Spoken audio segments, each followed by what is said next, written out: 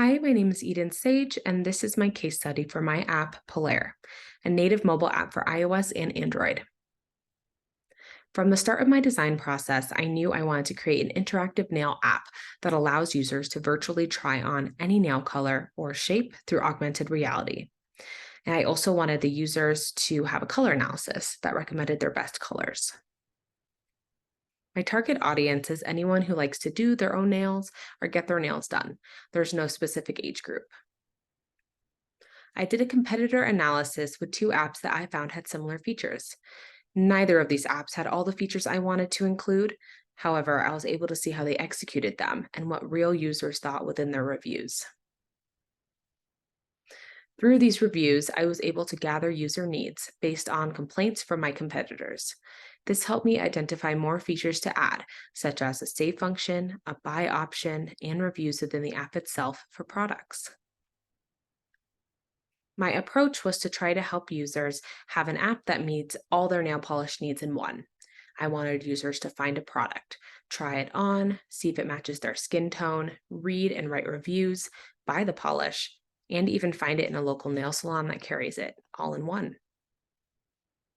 I then sketched out a few user flows where I would have a user complete a task within the app. And these flows allowed me create one combined user flow that helped me identify all the screens I needed to make that includes all my app's features. I combined my user flow to sketch out the first screens via paper prototype. These screens are not for just iOS or just Android.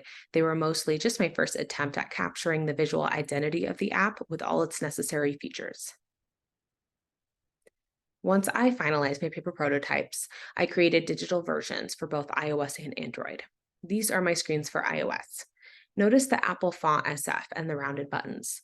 This made it very easy to differentiate between the screens while they were in production. These are my Android screens. I used the Android font Roboto and sharp corners for my buttons. I then added the classic Android menu bar at the bottom of each screen. With my mid-fidelity wireframes, I created interactive prototypes where I had 5 testers provide feedback on the aesthetic and user flow of my apps. I took their feedback and implemented their suggestions that worked well. After implementing the tester's suggestions, I was able to finalize my screens. These are the iOS screens. I think the advice of my peers helped me create a more colorful yet cohesive final product. These are my Android screens. I have personally never owned an Android, so it was a little more challenging designing these screens, but I feel like I've learned a lot about Android's native elements and mobile patterns. This is one of the mockups I created featuring 3 of my favorite iOS screens. This mockup showcases more of those iOS screens to show the variety and how the colors work together in unison.